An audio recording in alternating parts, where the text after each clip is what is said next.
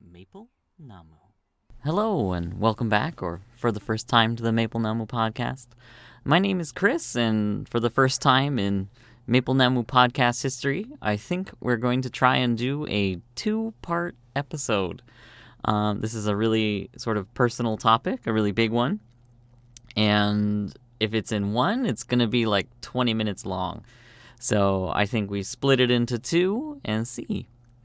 I am going to talk about the use of Korean in the English language classroom. This is something that's quite controversial to a lot of people. There's this idea that when you're teaching a language, you should have full immersion, and it can work, but you'll find that a lot of the times it doesn't. I remember I first came to Korea, and I thought, like, I'm going to be an amazing teacher. I'm going to teach these kids English so hard. We're going to have a totally English classroom, and they're going to be amazing. And I was horrified to learn that the teacher there before me spoke Korean with the students. And I just thought, oh no, how could he do that? You shouldn't use Korean in the classroom.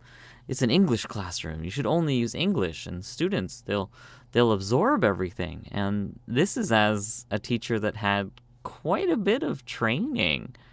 So it's a bit surprising that I felt this way, and I was so upset that the other teacher had used Korean.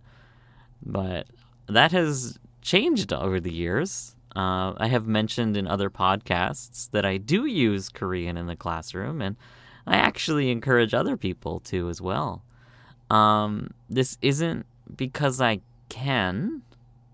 Like, I don't just use it because I can use it. Or that the kids can't use English, because a lot of my classes they can, and they can struggle through. I use it as a tool, as an approach.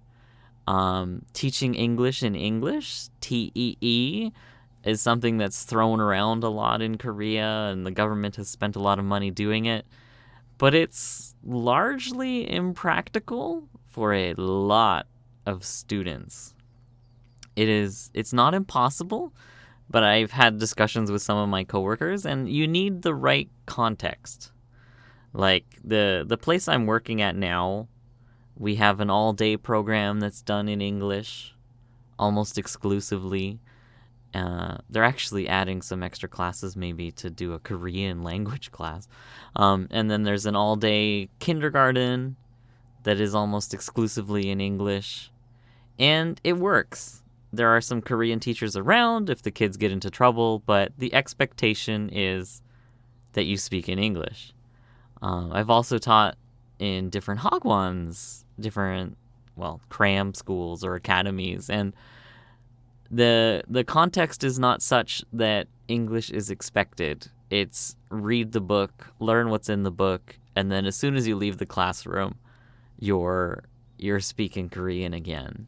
And that's also expected. But to think that with 30, 40 minutes a week of English class, that a student will be able to do everything in English is kind of dreaming. You're dreaming.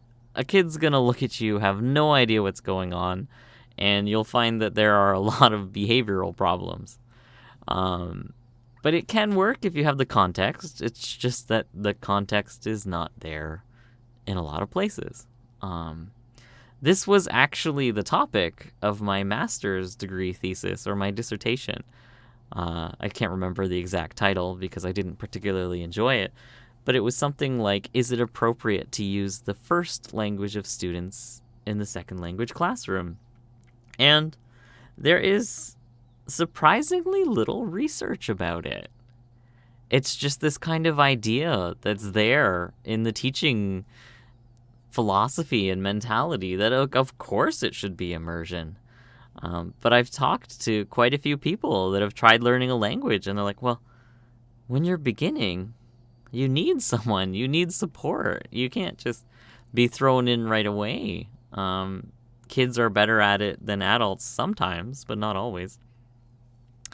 And after doing this master's degree and spending a lot of money and doing hours and hours of research, the conclusion was basically, if you can find a way that it works for you, there is not a lot that's gonna hurt the students. It kind of depends on what your priority is as a teacher. If you want them just to be able to repeat what's in the book and mimic it, then sure, go for English only from the very beginning. But if you want to connect with your students and turn them into actual functional speakers, don't be afraid to use some, especially if you can, and if it works for you. You can save a lot of time and you can bond, and maybe that's worth more than having a perfect sentence. The one thing that people did kind of agree on in the research is that it's good for young learners. Which, kindergarten, bunch of young learners. Elementary, they're still pretty young. Even some adults. Of course. How can you go into an English classroom speaking only English without the basics? It's possible, but you need a really good teacher and you need really motivated students. Imagine going into a classroom full of 4-year-olds and they have no idea what you're saying. If you have 10 of them sitting there and you're just being a clown in English, they'll enjoy it, but they will have no idea what's going on. And you might even have some that shut down entirely. They look at you, they're like, I don't know what's going on, and then they ignore you and do their own thing, and then you have behavior issues and all these other things just because they have no idea what's going on. And you can't blame them. How could you? If you were in a room with someone who's just dancing around and you don't know what's going on, you might enjoy it, but you're not going to remember anything. One of the big reasons that I started learning Korean was so that I could answer the questions that students asked me. I started here in an elementary school, and I hated not being able to answer when a student asked me a question. It could be something as simple as like, what is this thing? And I could be like, oh, well, it's a bag, or like gabang. And then they would get it and be on their own. But not being able to answer that was really annoying. And I started to really realize the value of knowing the first language of the students, at least a little bit, because I was able to connect with them in another way. And through that connection, they gained more confidence or more enjoyment of who I was, so that we were able to kind of move past just the basics. And weirdly, as weird as it is, students know that I speak Korean, but for whatever reason, a lot of them actually speak more English. And I'm not sure why. Like, I can't ask them, but I think it has something to do with comfort. By knowing that I speak a little bit of Korean, they're a bit more comfortable with me, and then they'll actually try and speak to me in English, which is kind of nice. It's really good. It's an incredibly useful tool for understanding or for checking understanding in students. It's a tool. Learning and knowing the first language of your students, or at least part of their culture, is a tool. Why not? If you have access to another tool in your classroom and you can use it effectively, you should. That's not to say that you should go so far as to have your whole class in Korean, but there have been cases where teachers started. I knew one in particular when I was doing my master's. She was teaching Spanish. She was teaching English to Spanish speakers, and she knew a bit of Spanish herself. And she started her first day of class entirely in Spanish. And the teachers were a little bit like, or the students were a little bit like, what? This is an English class. Why is she speaking in Spanish? And then she told them, like, I learned Spanish like you're learning English.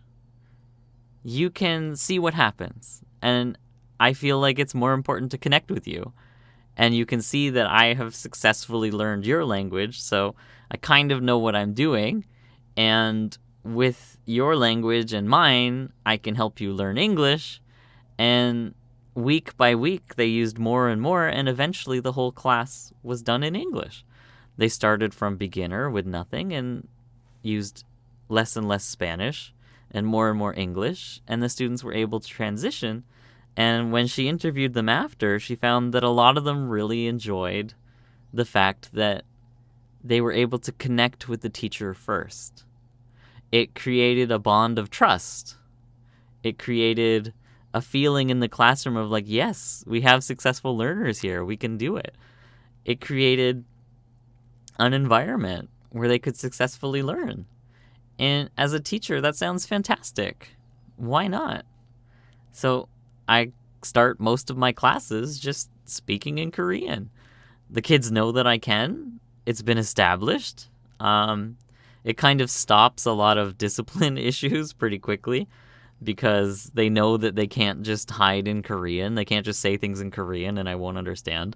Some of the older students test the limits, but younger kids know that, oh no, he knows just about everything. I have some 5-year-olds really confused right now because she just can't quite comprehend that I'm from Canada, but I speak Korean. She's just trying to figure it out. And it's really funny.